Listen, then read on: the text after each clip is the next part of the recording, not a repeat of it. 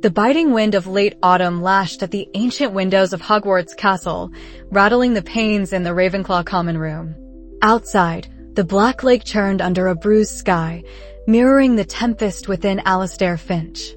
He sat hunched over a meticulously organized stack of parchment, quills scratching a furious rhythm against the stiff paper. His desk, unlike those of his peers, was devoid of Quidditch paraphernalia or half-eaten sweets. Instead, it bore the hallmarks of a cluttered, brilliant mind, inkpots of varying hues, an assortment of hand-drawn diagrams, and a stack of annotated texts teetering precariously. Alistair was a paradox, a Muggle-born wizard, a world away from the subtle nuances and chaotic whims of magic, yet he sought to impose upon it the rigid structures of logic and reason he'd grown up with. Magic, to him, was merely an incredibly complex, poorly understood natural phenomenon. And his current obsession, the Room of Requirement, was its most tantalizing enigma. He adjusted his spectacles, pushing a stray lock of dark, unkempt hair from his eyes. His gaze, intense and unwavering, scanned the latest entry in his journal. Entry 473. Date: October 27, 1995. Time: 23:17. Hypothesis: the room's manifestation patterns are not random, but operate on a multivariate algorithm, factoring user need, prior configurations, and temporal proximity to previous access points. Test: attempted to summon a chamber for quiet study. Visualization: a minimalist space, soundproofed, ergonomic desk, single floating candle. Outcome: room appeared as a cramped, overflowing storeroom, predominantly filled with discarded potions vials and a single, moldering taxidermied badger. Variance from expectation: extreme. Implications: either my variables are incomplete or an external influence is at play, subtly altering manifestations. Alistair let out a frustrated sigh. The Room of Requirement. The bane of his logical existence. It appeared only when one was in dire need, taking the form of whatever was required. Most students treated it as a convenient, if occasionally temperamental, magical anomaly. A place to hide things or find things or practice unspeakable spells without detection. To Alistair, it was a profound scientific challenge. It defied causality, ignored consistent spatial geometry, and exhibited a level of unpredictable behavior that screamed pattern, but one I haven't cracked yet. For weeks, every spare moment, every stolen hour from charms essays and transfiguration practice was dedicated to it. He'd meticulously charted its appearances, its dimensions, its contents. He'd categorized needs from simple, a place to hide, to complex, a room where I can understand the history of ancient runes through immersive experience. He'd attempted to discern a correlation between the nature of the need and the form the room took. He even tried charting the emotional state of the person entering, wondering if that was a hidden variable. The results were, predictably, a mess. But Alistair thrived on messes. They were merely complex problems awaiting a solution. Tonight's foray had been particularly baffling. The taxidermied badger, its glass eyes staring blankly, had been oddly unsettling. Not because it was creepy, Hogwarts was full of far stranger things, but because it seemed out of place. Most of the room's contents, when it manifested as a storeroom, were clearly forgotten student effects or ancient castle detritus. The badger felt different, colder. He ran a hand through his hair again, a nervous habit. The social isolation that came with his single-minded pursuit was something he barely registered. Other students bustled around the common room, gossiping, laughing, cramming for exams. Alistair heard them as a dull roar, background noise to the intricate calculations playing out in his mind. He was an island, surrounded by a sea of emotional and social currents he neither understood nor wished to navigate. Logic was his compass, data his current. Anything else was a distraction. His initial experiments focused purely on the room's physical manifestations. He'd spend hours pacing the 7th-floor corridor opposite the tapestry of Barnabas the Barmy, whispering his needs, his wand clutched tight. He'd document the handle material, the door's wood, the precise dimensions of the space, the dominant smells, the prevailing temperature. He noted down every discarded inkwell, every moth-eaten tapestry, every forgotten textbook. He was building a database of the seemingly random, searching for the underlying code. Then, a pattern emerged. Not in the appearance of the room, which remained stubbornly chaotic, but in something far more subtle. He first noticed it as a persistent, low-level thrum, a sort of magical white noise, when the room manifested as a storage space. Most lost items, imbued with residual magic from their owners, had faint, innocuous signatures. But this thrum, though faint, felt different. Colder. He'd initially dismissed it as a residual magical field from the cumulative clutter of centuries. But then, he started using his wand for more precise measurements. He tapped his wand against a blank space on his desk, muttering, "I revelio ora, /I a faint, shimmering outline briefly appeared around his own hand, a testament to the magic within him. He'd painstakingly modified this basic revealing charm, adding layered detection spells, allowing him to perceive more nuanced magical energies. He called it an aura spectrograph. When he pointed the spectrograph at the general vicinity of the room's door, even when it wasn't there, he found nothing unusual. But when the room did appear, especially as one of its cavernous storage iterations, the spectrograph detected a peculiar reading. It wasn't powerful, not like the vibrant glow of a powerful charm or the angry pulse of dark magic. It was more like an echo, a lingering presence, cold and indistinct, like static on a radio. It was consistently present when the room was storing objects, yet curiously absent when the room was configured for a specific purpose, like a dueling chamber or a lavish feast hall. This was the first true anomaly he couldn't explain away with incomplete data or user variability. This was something else. Alistair pushed himself away from his desk, the chair scraping loudly on the stone floor. He walked over to his trunk, rummaging past textbooks and spare robes until his fingers closed around a worn leather-bound book. It was a copy of A History of Obscure Magical Artifacts, smuggled from the restricted section with a cunningly cast icopiata incognito/I charm, creating an identical, but blank, duplicate in its place on the library shelf. He didn't believe in rules that stifled knowledge. He flipped through its yellowed pages, his mind racing. He'd read about magical residuum, about curses that left behind persistent signatures, about objects that absorbed the essence of their creators. But this was different. This wasn't a curse or a spell. It felt organic in a disturbing way, like something that was, rather than something that had been done. He remembered the taxidermied badger. It had been sitting on a shelf, partially obscured by a stack of forgotten quills. The aura spectrograph, when pointed at the badger, showed the same cold, lingering echo, but stronger, more focused. He'd even tried to cleanse the badger with a mild purification charm, but it had no effect. The badger was merely a vessel for the proximity. The source was somewhere deeper, hidden within the mountains of forgotten detritus. The thought sent a shiver down his spine, unrelated to the draft from the windows. The room of requirement didn't just store items, it concealed them. If this chilling echo was tied to an object, and that object was consistently present regardless of the room's shifting contents, what could it be?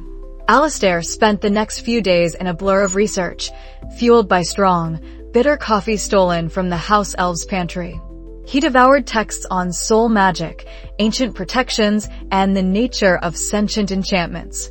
He learned about tethers, magical anchors that bound entities or energies to specific locations.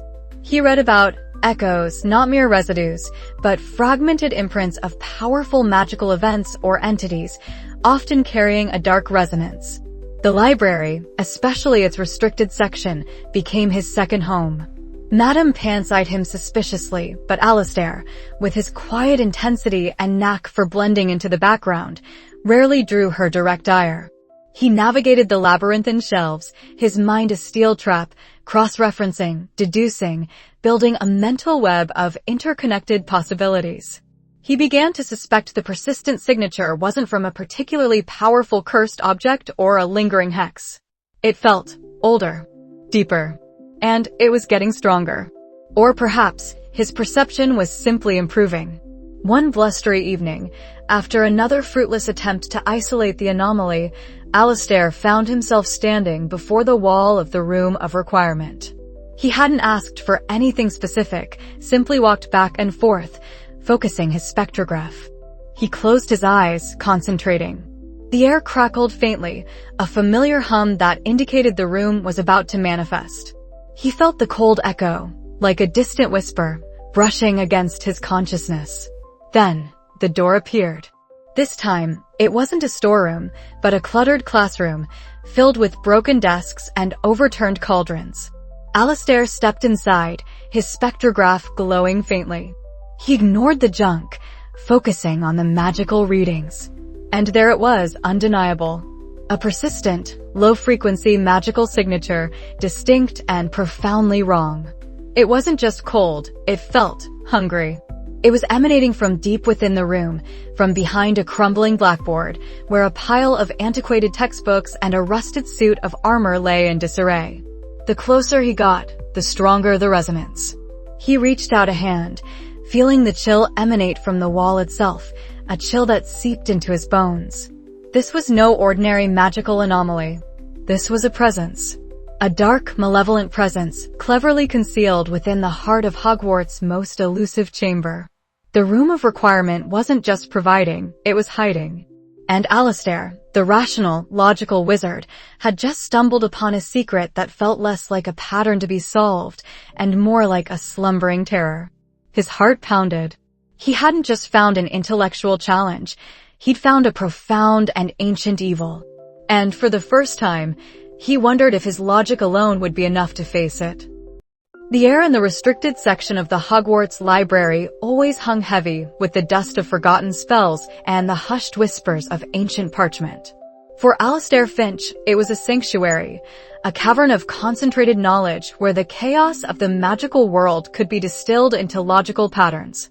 He sat hunched over a sprawling map of the Room of Requirement, a meticulously compiled mosaic of his numerous visits, each visit detailed with precise measurements, atmospheric readings, and esoteric magical signatures. His self-crafted chronolumina chart, a complex diagram illustrating the temporal and spatial flux of the room, was crisscrossed with luminous ink, highlighting recurrent anomalies. He'd logged dozens of instances, an inexplicably cold pocket of air that persisted regardless of the room's assumed function, a faint, metallic tang on a bookshelf requesting ancient runes, the almost imperceptible hum of resonant magic that stubbornly refused to dissipate even when the room shifted its entire internal architecture. It defies conventional magical entropy, he murmured to himself, tapping a quill against a particularly dense cluster of glowing marks. A constant, non-dissipating magical imprint. Not a lost item's lingering aura. Not an echo of a spell. Something tethered. He'd spent the last 3 nights fueled by lukewarm tea and the frantic energy of obsession, barely sleeping. The initial intellectual curiosity had curdled into something more profound, something unsettling. His logical mind, accustomed to imposing order, found itself grappling with a data set that screamed malevolent intent, rather than accidental anomaly. He'd run every known detection charm, cross-referenced ancient warding theories, and even attempted a rudimentary, experimental resonance scan of his own design, a highly risky venture that had once briefly turned his eyebrows purple. The results, however, were conclusive enough. A persistent, low-level dark magic signature, ancient in its resonance, emanating from a shifting, ill-defined core within the Room of Requirement. It wasn't a curse, it was a presence. "This is not a lost set of Quidditch robes," Alistair muttered, rubbing his temples. "Nor a mislaid textbook. This is something profoundly unnatural." The realization settled upon him with a chilling weight. The room, meant to provide comfort or concealment, was harboring something sinister. His logical framework, usually so comforting, now presented him with a terrifying conclusion. This was a soul fragment. A Horcrux. The very thought, culled from whispered histories and the darkest corners of the restricted section, sent a shiver down his spine. Voldemort's past, intertwined with Hogwarts itself. The scale of the problem dwarfed his solitary intellectual pursuit. He was so engrossed, so lost in the swirling vortex of his deductions, that he didn't notice the quiet approach until a shadow fell across his map. "Finch, isn't it?" a calm voice inquired, tinged with a slight Hufflepuff warmth. Alistair startled, nearly knocking over a stack of fragile scrolls. He looked up, squinting, annoyed by the intrusion. Elara Vance stood there, a fifth-year Hufflepuff known more for her easy smile and practical common sense than her scholarly pursuits. Her blonde hair was pulled back in a neat ponytail, and her observant blue eyes took in the chaotic sprawl of his notes with an unnerving accuracy. "Vance," Alistair replied, a touch of irritation in his voice. "Is there something I can help you with, or are you merely observing my work?" He gestured vaguely at the no loitering sign, despite being the main transgressor. Elara didn't flinch. "Just observing, mostly. Though, that detection charm you're running, it's a variant of a Revelio charm, isn't it? For ambient magical residue? You've got the amplitude a bit too high for consistent readings in a fluctuating environment like you're trying to map, it seems." She pointed a finger at a shimmering line in his diagram that pulsed erratically. "See? The feedback loop is muddying your spectral analysis. You're getting false positives for the temporal displacement." Alistair blinked, genuinely surprised. He'd painstakingly developed that particular modification, proud of its theoretical elegance, if not its practical reliability. "How did you?" "Charms is my strong suit," Elara said, shrugging lightly. "And I've seen you pacing the 7th floor corridor at all hours, muttering to yourself, always with that notebook. It's hard not to notice when someone's trying to measure something that doesn't want to be measured." She leaned in, eyes narrowing at a specific cluster of data points. "And speaking of things that don't want to be measured, that's a consistent dark energy signature, isn't it? Very old. And very sticky." Alistair stared at her, his logical circuits whirring. This wasn't idle curiosity, it was an accurate assessment, a direct hit on his most crucial discovery. His initial dismissiveness evaporated, replaced by a grudging respect and a sudden, unwelcome realization he might need help. "It is," he admitted, his voice barely above a whisper. "More than sticky. It's tethered, ancient, and profoundly malignant." He looked at her, searching for a reaction, expecting fear or immediate flight. Instead, Elara's expression grew serious, a flicker of concern replacing her usual warmth. "Malignant how? Like a poltergeist or something worse?" "Something far worse," Alistair clarified. "A fragment of a soul. A Horcrux, I believe." He watched her face for any sign of recognition.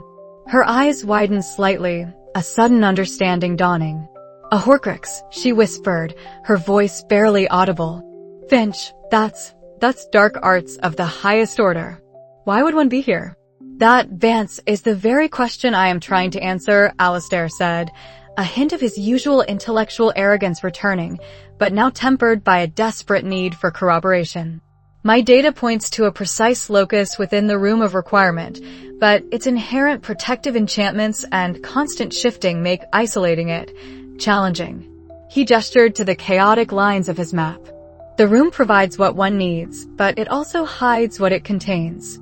And if what it contains is a fragment of a powerful dark wizard soul, it will be exceptionally cunning in its concealment." Elara chewed on her lip, her gaze sweeping over his notes again. "Okay, so you need to pinpoint it, right? But your detection spell is flawed. I could help you calibrate it. A proper detectum obscurum charm, specifically tailored for non-corporeal dark entities, would be far more effective than your Revelio variant. Less energy consumption, finer resolution." Alistair scoffed. "A detectum obscurum charm is theoretical, at best, and far beyond fifth-year curriculum. It requires an understanding of resonant frequencies and counter-enchantments that—" "I've been tinkering with it," Elara interrupted, undeterred. "It's not theoretical if you understand the underlying principles of sympathetic magic. I've got a decent understanding of resonance, thanks to Professor Vector in arithmancy. And Professor Flitwick always says charms is about intent and precise execution." She pulled out her own wand, a slender willow, and gave it an experimental flick. "I think I could make it work, at least well enough to clean up your data. Alistair eyed her skeptically, then back at his flawed diagram. His pride warred with his logic. Logic, as always, won. "Prove it," he challenged. "Show me." In the room. Elara's eyes sparkled with a Hufflepuff's determination. "Lead the way, Finch. But you have to promise to explain all these squiggly lines. And perhaps learn to lighten up a bit." He snorted, but a flicker of something akin to relief passed through him. Someone else, for the first time, understood the scope of his problem. They spent the next hour in the 7th floor corridor, Alistair mentally mapping the room's shifting entrance, Elara refining her Deduction Obscurum spell. The corridor itself felt oddly cool, and Alistair swore he heard a faint, almost imperceptible whisper curling around the ancient tapestries as they prepared. A subtle shift in the air, a fleeting shadow that wasn't quite there. He dismissed it as nerves, but it pricked at the edge of his awareness. Finally, Alistair paced 3 times, concentrating on his need. "I need a place to precisely measure anomalous magical signatures." The walls shimmered, and a heavy wooden door, intricately carved with what looked like ancient runic script, appeared. It looked far older, far more permanent than the usual entrances. Alistair felt a prickle of unease. This wasn't the library or the broom cupboard he usually conjured. They stepped inside. The room was vast, filled with an disorienting array of arcane instruments, dusty tomes on pedestals, and shimmering, almost ethereal curtains that seemed to ripple with unseen currents. In the very center, a large, ornate compass spun wildly on a stone table, its needle pointing in every direction at once. Impressive, Elara breathed, her pragmatic nature momentarily awed. "Okay, let's see. My charm needs a focal point." She looked at Alistair. "Which way do your readings point?"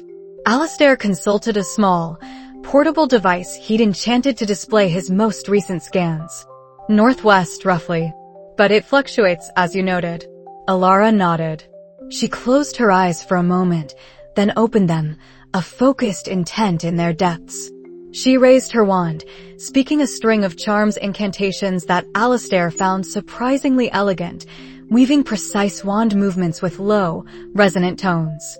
Her Deduction Obscurum spell was far more refined than his clumsy Revelio variant. Instead of a chaotic burst, a thin, almost invisible strand of silvery light emanated from her wand tip, gently snaking through the air, subtly probing the room. Alistair watched, fascinated, as the light intensified, not wildly, but with a deliberate, searching quality. It bypassed the general magical background noise, seeking out only the truly discordant. The needle of the central compass on the stone table, which had been spinning madly, began to slow, then twitched violently towards a particular curtain on the far side of the room. "There," Elara whispered, her voice tight with effort. "It's stronger here. Much stronger than your initial reading suggested. And it's cold." As she spoke, the silvery thread of light pulsed with a deep, unsettling indigo hue. The air around the shimmering curtain grew noticeably colder, carrying with it a faint, metallic scent Alistair now recognized as something deeply unpleasant, something akin to stale blood and forgotten curses. The carved runes on the doorway behind them seemed to flicker, and for a split second, Alistair thought he heard a low, mocking chuckle echo from the shadows. He instinctively tightened his grip on his wand. Elara, focused on her spell, pushed forward, the indigo light from her wand becoming a beacon. "It's behind this," she said, her breath fogging in the sudden chill. "Alistair, I think you were right. This isn't just a dark imprint. It's a prison. And whatever's trapped inside, it's trying to get out." The curtain rippled, not from a breeze, but from within, as if something was pressing against it. A small, dark object, no bigger than a locket, slowly began to push through the fabric, an ominous, pulsing shadow around it. It wasn't fully corporeal, merely a spectral manifestation, but its intent was undeniable. A low, guttural whisper slithered into their minds, not in words, but in a wave of raw, ancient malice. Alistair felt a primal dread, a sensation that logic could not contain. His rational mind, for the first time, was overwhelmed by the sheer, unadulterated evil radiating from the nascent form. He looked at Elara, whose face was pale, but whose wand arm remained steady. "Elara," he choked out, his voice hoarse, "we found it." The shadow locket pushed further, and the whisper grew into a silent scream that tore at their thoughts. This was no longer an academic pursuit. This was a direct confrontation. The stale air of the 7th floor corridor, usually a familiar comfort to Alistair, felt charged. His mind, usually a fortress of calm logic, buzzed with the unsettling implications of the dark signature. Elara, ever the pragmatist, had wasted no time. "Professor Thorne," she declared, pulling him from his mental cataloging of magical anomalies. "He's the only one who dabbles in the truly ancient stuff. And he remembers everything." Alistair conceded the point. While he preferred the rigorous, repeatable experiments of charms or transfiguration, Professor Thorne's Ancient Runes class, despite its seemingly arcane nature, occasionally offered tantalizing glimpses into the deeper, structural magic of the world. And Thorne certainly had a reputation for remembering things no one else did. They found Professor Thorne in his cluttered office, a space that defied all logical organization. Scrolls spilled from overstuffed shelves, ancient grimoires lay open on precarious piles, and the air hung thick with the scent of parchment and something vaguely metallic, like old coins. Thorne himself, a wiry man with a shock of white hair that perpetually stood on end and spectacles perched precariously on his nose, was humming tunelessly, deciphering a crumbling tablet with a magnifying glass. Alistair, Elara," he greeted, peering over his spectacles, his eyes twinkling with a knowing glint that always made Alistair slightly uncomfortable. "To what do I owe this? Logical intrusion into my illogical sanctuary." Alistair, striving for his usual detached academic tone, cleared his throat. "Professor, Elara and I have been observing anomalies within the room of requirement. Specifically, a persistent, deeply unsettling magical signature. It feels ancient, malevolent." Elara stepped forward, her voice more urgent. "It's like nothing we've ever felt, Professor. Not just dark, but wrong. Like something shouldn't exist." Thorne set down his magnifying glass, pushing his spectacles up his nose. A faint smile played on his lips. The room. Always a keeper of secrets, isn't it? A mirror to the soul, some say. Or perhaps a cage for what the soul sheds." He leaned back in his creaking chair, steepling his fingers.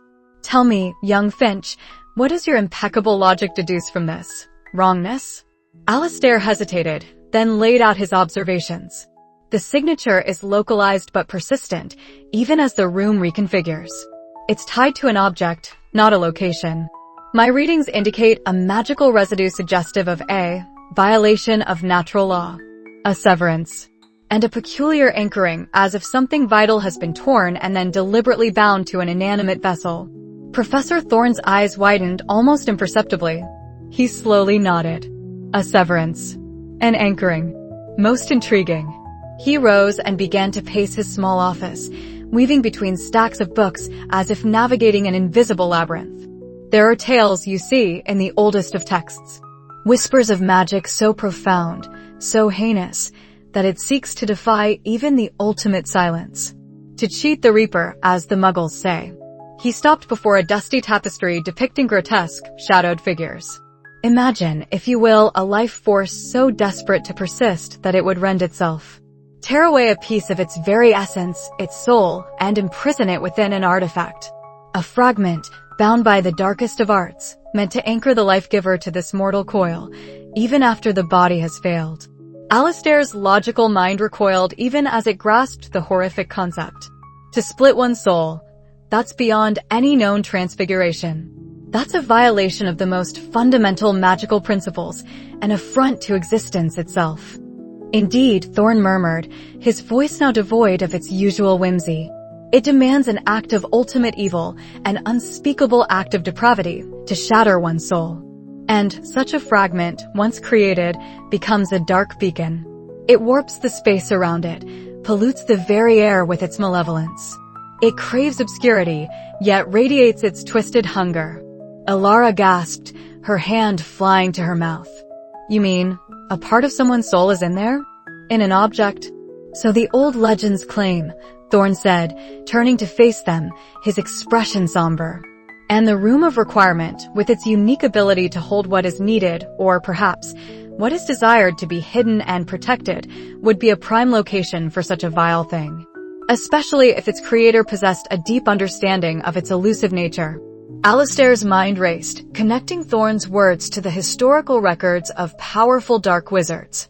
A powerful dark wizard, obsessed with immortality, using the room as a repository for his most heinous secrets. He remembered faint whispers, hushed rumors he dismissed as childish gossip about Voldemort's past, his unusual origins, his ties to Hogwarts. "Precisely," Thorne said, a glint returning to his eye, but it was a troubled one. "A puzzle worthy of your prodigious intellect, Alistair. But remember, logic has its limits when confronting the truly illogical. These fragments, these anchors, they are not mere objects. They hold a sliver of consciousness, a remnant of their creator's will. They protect themselves. And sometimes, others are drawn to their power, like moths to a forbidden flame." Just as Thorne finished speaking, a gust of wind seemed to whip through the otherwise still office, rustling the parchments on his desk. A faint, almost imperceptible whisper brushed past Alistair's ear. "Look to the Ancient Ones, the forgotten founders." It was so fleeting, so ethereal, he almost dismissed it as a trick of the mind. But then, a book titled Founders and Fictions slid off a shelf, landing with a soft thud at Alistair's feet. He looked at Thorne, who merely raised an eyebrow. "The spirits of this castle are restless these days," Thorne observed, not unkindly. "Or perhaps a poltergeist with a penchant for historical fiction. Either way, sometimes a misplaced book is simply a misplaced book, young Alistair. Don't go seeing patterns where there are none." His gaze, however, lingered for a moment on Alistair, as if searching for something. Alistair, ever seeking patterns, picked up the book. Founders and Fictions. It seemed too convenient. Yet, Thorne's words about spirits and misdirection resonated. He felt a faint prickle of unease. Was this a genuine clue, or a deliberate distraction? Professor Elara interjected, sensing Alistair's internal debate. "What do we do now? How do we find it?" Thorne chuckled, a dry, raspy sound. "That, dear Elara, is the heart of your quest. It requires a balance. Logic to unravel the threads, yes. But also a keen sense for the unnatural. For the way these fragments attempt to cloak themselves, to lure the unwary, to corrupt the curious. They whisper lies, you see. They twist perception." He paused, looking directly at Alistair. "Trust your senses, but question your conclusions. Especially when they feel too easy. Sometimes, the most obvious path is precisely the one designed to lead you astray." As they left Professor Thorne's office, the air outside felt heavier. Alistair clutched the Founders and Fictions book, his mind churning. The concept of a soul fragment, a Horcrux, was horrifying. It went against everything he believed about the natural order of magic. Yet, it fit the dark signature, the severance and anchoring, perfectly. "He meant Voldemort, didn't he?" Elara whispered, walking beside him. "He didn't say the name, but he meant it." Alistair nodded, his jaw tight. It's the only logical conclusion, given the timeline and the nature of the magic. And the Room of Requirement's unique function as a repository for deeply hidden objects makes it a prime candidate. They decided to head to the library. Alistair's plan was to cross-reference Thorne's cryptic hints with actual historical accounts of Voldemort's early life at Hogwarts, searching for any obscure mentions of his unique interests, particularly in powerful or unusual artifacts, or any specific locations within the castle. As they navigated the labyrinthine shelves of the restricted section, the Founders and Fictions book felt oddly warm in Alistair's hand. He dismissed it as residual warmth from his grip, but a part of him, the part that was now more attuned to anomalies, registered it. He opened the book, scanning its contents. It was a collection of fanciful, often contradictory, tales about the Hogwarts founders, full of exaggerated feats and mythical beasts. Nothing that seemed immediately relevant to dark magic or soul fragments. Elara, meanwhile, pulled out an ancient tome on magical ethics, grimacing. "This is a nightmare. It describes ritual sacrifice and other awful stuff, just to mention soul magic. says it's beyond the pale. Precisely, Alistair muttered, flipping through Founders and Fictions with growing frustration. And this book is entirely useless. Too much legend, not enough fact. He was about to toss it aside when his eyes caught a faded illustration near the end of the book, accompanying a particularly outlandish tale about Rowena Ravenclaw's lost diadem. The illustration depicted a stylized eagle, not unlike the Ravenclaw crest, but with eyes that seemed to glow with a faint, almost imperceptible dark aura. The caption beneath it was barely legible: "The wisdom's crown, a shadow's claim." His logical mind, usually so dismissive of folklore, snagged on the word crown. And then, the shadow's claim. Could the book be a misdirection with a kernel of truth? Silas's potential interference replayed in his mind. Look to the ancient ones, the forgotten founders. Elara, Alistair said, his voice taut. What do you know about Rowena Ravenclaw's lost diadem? Elara frowned. Just the legend. That it enhanced the wearer's wisdom, but was stolen by her daughter, Helena, who fled with it. It's supposed to be lost forever or hidden somewhere the Room of Requirement would find it. She paused, then her eyes widened. Wait, you don't think? Alistair slammed Founders and Fiction shut, the faint dark aura in the illustration seeming to persist in his mind's eye. Thorne said they protect themselves, that they whisper lies. This book, this clue, it felt too convenient. Too easily placed. And yet, this specific item, a lost artifact of immense power and historical significance, connected to a founder that has been missing for centuries. He remembered a fleeting detail from his historical research: Voldemort's obsession with objects of power, especially those linked to Hogwarts itself and its founders. He knew the stories of Salazar Slytherin's locket. Could Rowena Ravenclaw's lost diadem be another? It fits, Alistair murmured, a cold dread seeping into his intellectual excitement. A coveted artifact, tied to one of the founders, lost to history and powerful enough to attract someone like Voldemort. The Room of Requirement would guard it, certainly. But if it's been tainted, if it holds a fragment of a soul... He felt a shiver, not of cold, but of profound realization. This wasn't just an intellectual puzzle anymore. This was a piece of Voldemort. A horrifying, insidious part of him, hidden within the very walls of Hogwarts, likely for decades. The subtle, misleading clue, the ancient text about the diadem, the dark signature in the room, Thorne's warnings about soul fragments, it all coalesced into a single, terrifying hypothesis. Silas, Elara whispered, as if reading his thoughts. He tried to misdirect us with this book, didn't he? But he chose a true legend, hoping we'd dismiss it as a mere fairy tale, instead of looking deeper. Alistair stared at the Founders and Fictions book, a new respect for his ghostly antagonist forming. Silas was clever, manipulative, not just a brute force. He understood the nuances of misdirection. He was playing a game. He wants us to search for the wrong thing, or to overlook the true nature of what we're seeking, Alistair said, his voice grim. But now we know. Or at least, we have a very strong deduction. He looked at Elara, a new, unsettling resolve hardening his gaze.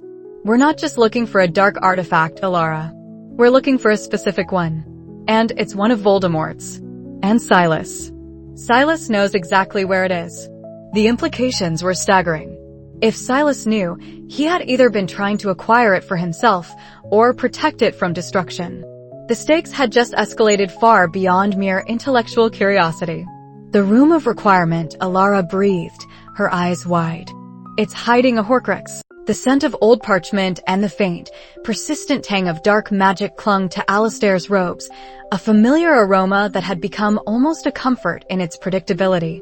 For 3 days, he had barely left the makeshift war room he'd established in an unused classroom, meticulously charting the Room of Requirement's shifting anomalies. His desk was buried under scrolls of historical diagrams, handwritten maps of the room's transient layouts, and a dizzying array of numeric data derived from his custom-made magical sensors.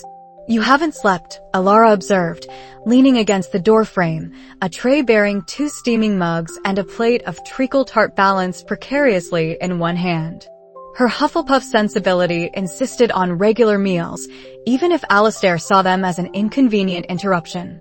Alistair merely grunted, his quill scratching furiously across a particularly complex triangulation chart. Sleep is inefficient when the data requires constant reevaluation. The room, you see, isn't entirely random. He tapped a spot on his map. There's a locus, a fixed point, around which the chaos revolves. He finally looked up, his usually precise spectacles askew, his eyes alight with a feverish intensity. Professor Thorne's historical insights, combined with my spectral energy readings, point to a specific type of magical signature, one that radiates not just power, but inertia. It resists the room's fundamental nature of flux. Imagine a storm, Elara. Within that storm, there must be an eye, a point of unnerving calm. That calm is where it hides. Elara set the tray down, her gaze tracking his finger across the swirling lines and numbers. So, you think the room isn't just hiding things, but actively trying to contain this Horcrux? Like it's a dangerous parasite it can't expel. Precisely. Alistair beamed, a rare, unguarded smile that quickly faded as he remembered the gravity of their mission.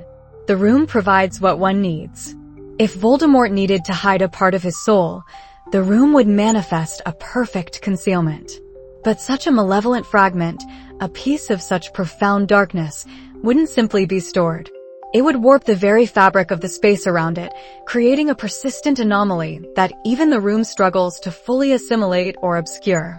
He adjusted his spectacles, his voice gaining its usual clipped certainty.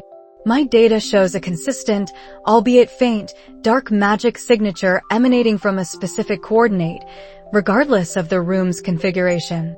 It's like a beacon, muted but unwavering. What changes are the pathways to it? Silas, I believe, is manipulating the room's protective instincts to ensure those pathways remain impenetrable, or at least, hopelessly convoluted. Elara nodded, accepting a mug of tea. So we asked the room for the means to find that specific point, right? And be ready for Silas's tricks. Alistair looked at her, a flicker of something akin to admiration in his eyes. Indeed. We need a path, clear and unburdened, to the source of the room's most dangerous secrets. Armed with Alistair's latest charts and Elara's practical warding charms, they stood before the familiar stretch of wall on the 7th floor. Alistair paced 3 times, concentrating, not on what he wanted, but on what he needed. I need the way to the unshifting heart of the room, where the ancient darkness resides, unaffected by chaos. The familiar ornate wooden door materialized, but this time, it was different. It wasn't the oak of a forgotten classroom or the carved mahogany of a grand hall. This door was iron-banded, ancient, and scarred, like something ripped from a medieval dungeon. A single, ominous knocker shaped like a skeletal hand beckoned them. Alistair pushed it open. The Room of Requirement, in its attempt to provide a path to an unshifting heart, had manifested a labyrinth of truly staggering proportions. Not a maze of hedges or walls, but of objects.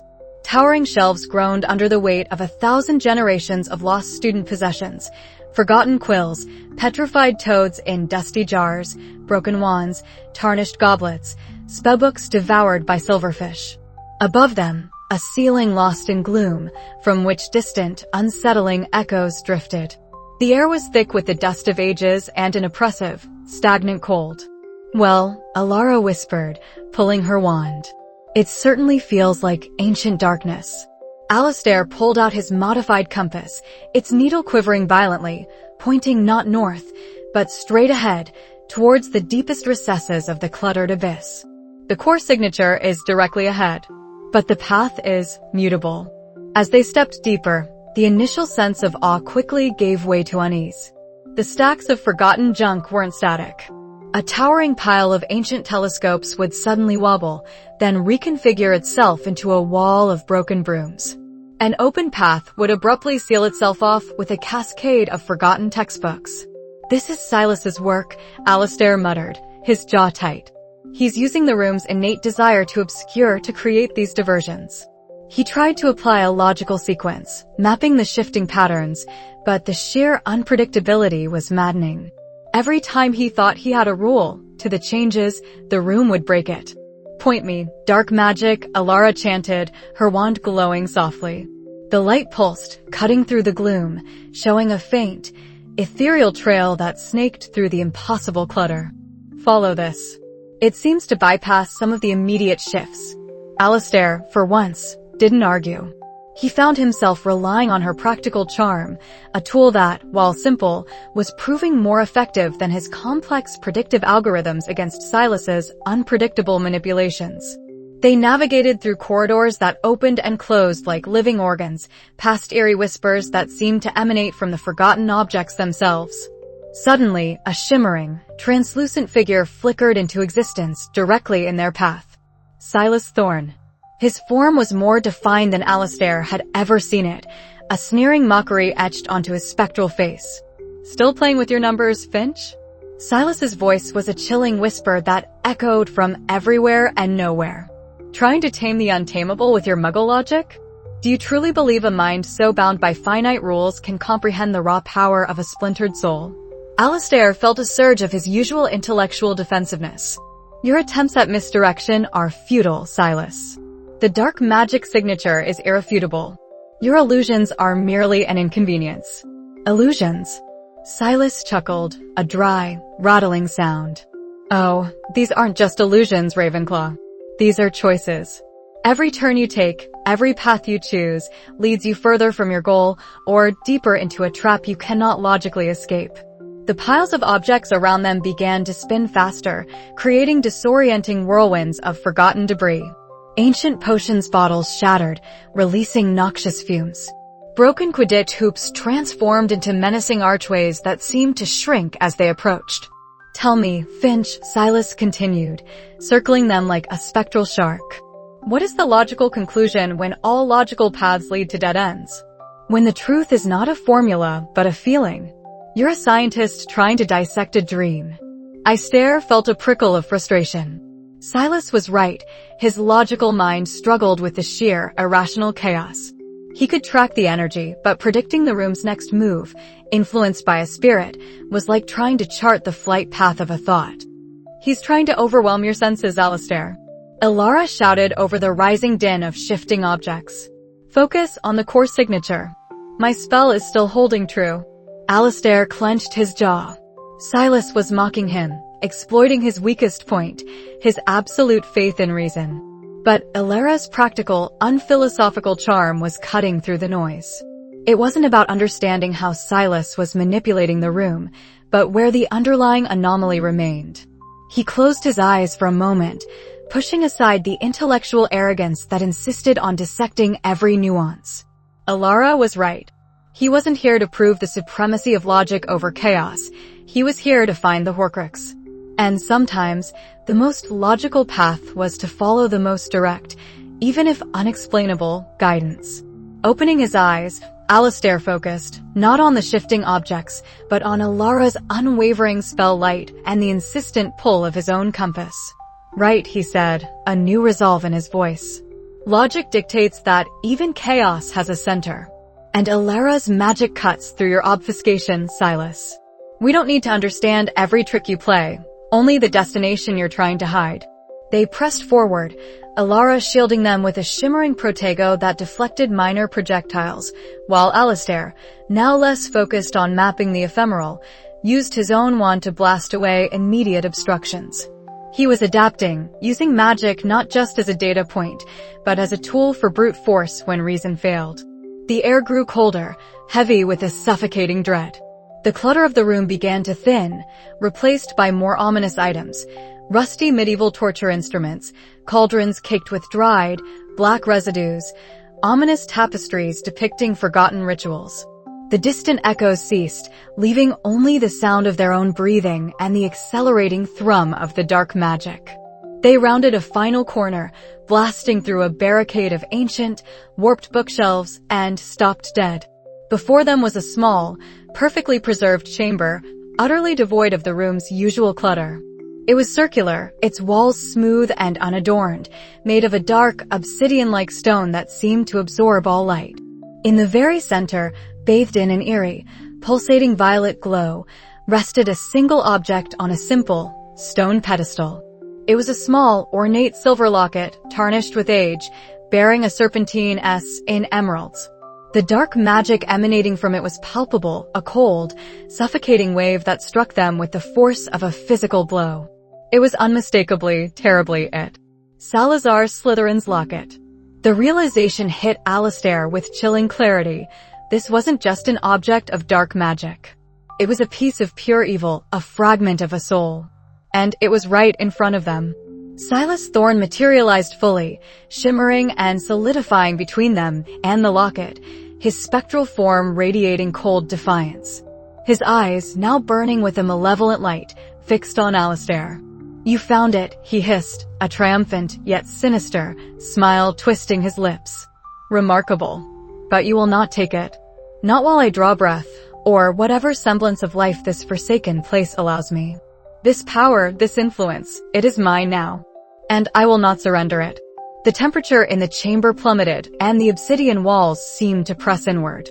The faint violet glow of the Horcrux intensified, bathing Silas in its unsettling light, making him appear even more formidable. Alistair and Elara were trapped, face to face with not just an ancient evil, but its guardian, whose intentions were terrifyingly clear. The air grew heavy, not just with dust and the scent of forgotten things, but with a palpable malevolence that pricked Alistair's skin. The room of requirement, having finally coalesced into something approaching stability, now resembled a cavernous, forgotten library, its shelves crammed with ancient, brittle tomes that seemed to silently scream. At its very heart, amidst a tangle of broken furniture and petrified tapestries, a faint, sickly green glow pulsated. Alistair, his wand clenched tight, felt a tremor run through him, not of fear, but of profound, intellectual awe. He had deduced it, step by meticulous step, and now it lay before them. His theory, once an abstract construct, had manifested into this chilling reality. There, he breathed, pointing with his wand. The nexus point. The core of the anomaly. Elara, her own wand illuminating their path, nodded grimly. Her usual cheerful demeanor had been replaced by a steely resolve. "I can feel it, Alistair. It's cold. Dead, but alive at the same time." Alistair glanced at her, a flicker of appreciation for her intuitive grasp. His own senses, while finely tuned to magical fluctuations, didn't possess her innate feeling for dark magic. Precisely. A fragment of a soul, tethered to an object, feeding on ambient magic and draining the life from this space. As they moved closer, the green light intensified, revealing the object. It was a silver diadem, intricately carved with what looked like tiny, glowing runes and a large sapphire in its center, resting on a pedestal of petrified wood. It looked ancient, beautiful, and utterly lethal. "The lost diadem of Ravenclaw," Alistair whispered, recognition dawning. "Lost for centuries, believed to be destroyed." Only a wizard of exceptional power and twisted ambition could have transformed such a relic into. He trailed off, the word Horcrux heavy on his tongue. A cold, spectral laugh echoed through the vast chamber. Silas Thorne materialized from the shadows, his form more solid now, imbued with a strange, dark energy drawn from the Horcrux itself. His eyes, once a faded blue, now glowed with the same sickly green light as the diadem. "Ingenious, Alistair Finch," Silas sneered, circling them like a predator. "You found it, but you won't touch it. It's mine. This power, it will make me more than a mere echo. It will give me a new life, a new beginning." "You misunderstand its nature, Silas," Alistair retorted, his voice unwavering despite the chilling presence. "This is not power to wield. It is death, decay, and the ultimate corruption. It will consume you utterly." Silas merely laughed again, a harsh, grating sound. "Fool. Only the weak fear true power. You cling to your dusty books and petty enchantments. I will embrace it. And you will not stop me." He lunged, not at Alistair, but towards the diadem, his spectral hand outstretched. "Protego!" Elara yelled, a shimmering shield erupting between Silas and the Horcrux. The spell, typically a simple defensive charm, was imbued with surprising force, pushing Silas back with a grunt. "He's getting stronger," Elara warned, her brow furrowed. "The diadem is feeding him. We can't let him touch it directly." Alistair nodded, his mind racing. This was no longer just an intellectual puzzle. It was a desperate race against a desperate entity.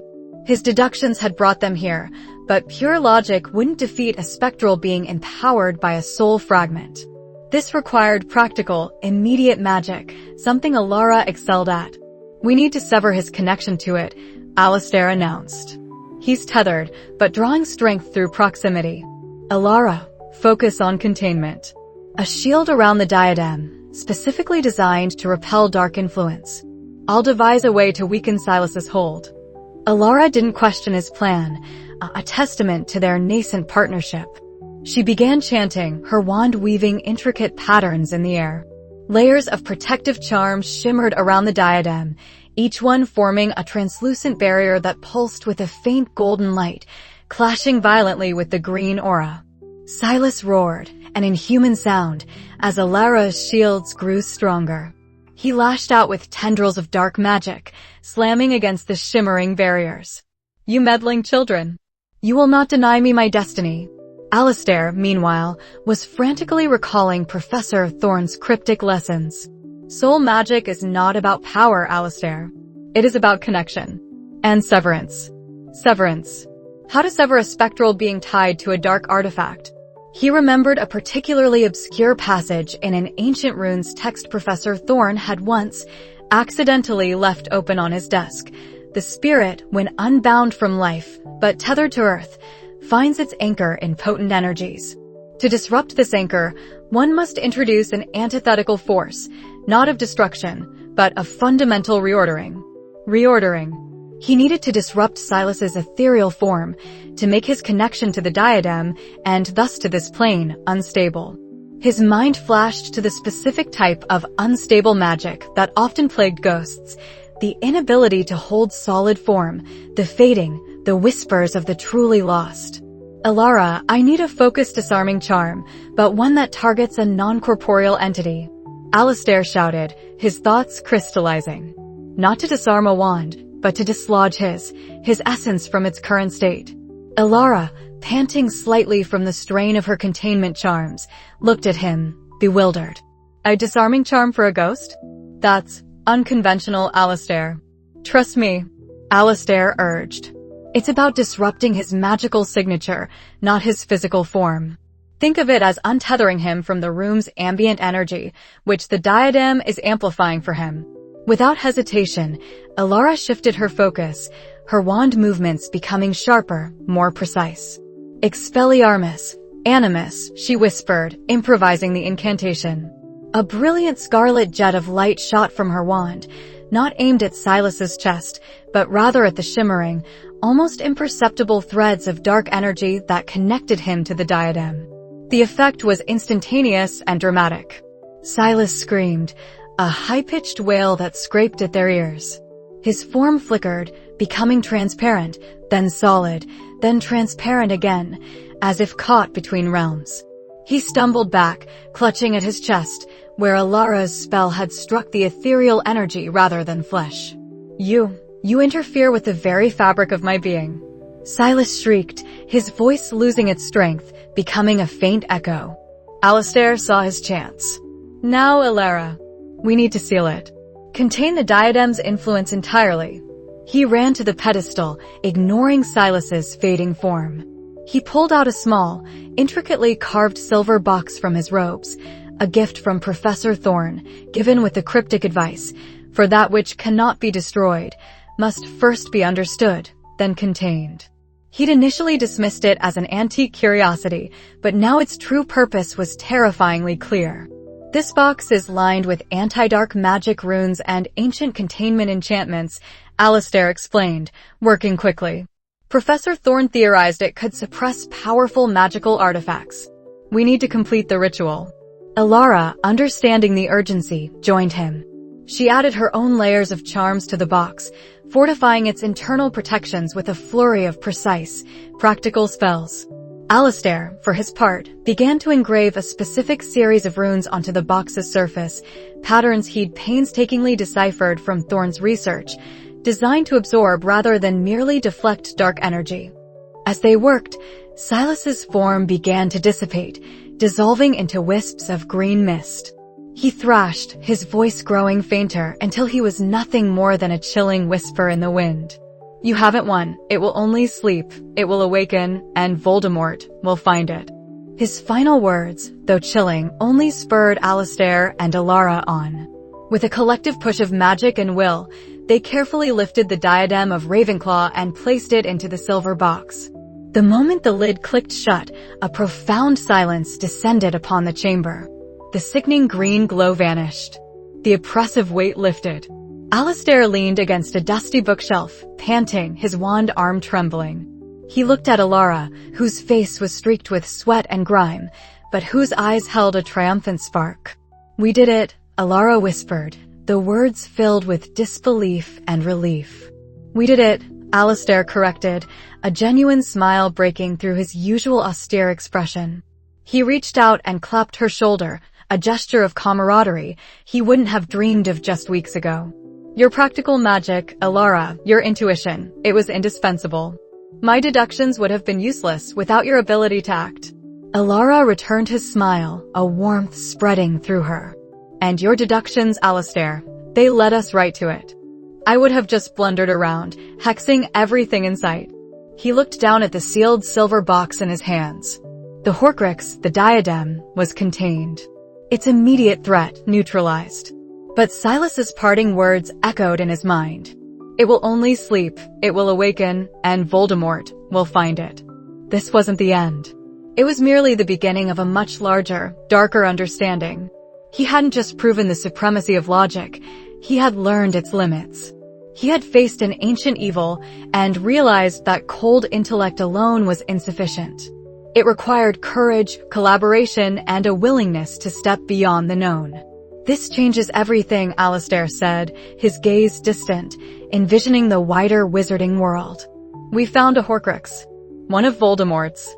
We can't simply leave it here, even contained." Elara nodded, her practical mind already turning to the next steps. "Who do we tell?" "Dumbledore, surely." Alistair looked at the ancient doors of the Room of Requirement, then back at the small silver box in his hands. His world, once confined to theorems and texts, had just expanded to encompass a war he hadn't known existed. He felt a surge of responsibility, a weight far heavier than any academic triumph. "Yes, Dumbledore," Alistair agreed, his voice firm. "But first, we must understand what we have truly found. And what it means for everything else." He glanced at Elara, a new respect and trust in his eyes. "This isn't over. Not by a long shot." The silence of the room seemed to swallow his words, but the gravity of their discovery hung heavy in the air. The enigma of the hidden trove had been solved, but a new, far more terrifying enigma had just begun. The fate of the wizarding world, intertwined with a brilliant Ravenclaw and a resourceful Hufflepuff, now rested on the fragile containment of a monstrous secret. And Alistair Finch, the solitary intellect, had just found his true purpose, one that demanded more than just logic. It demanded a fight.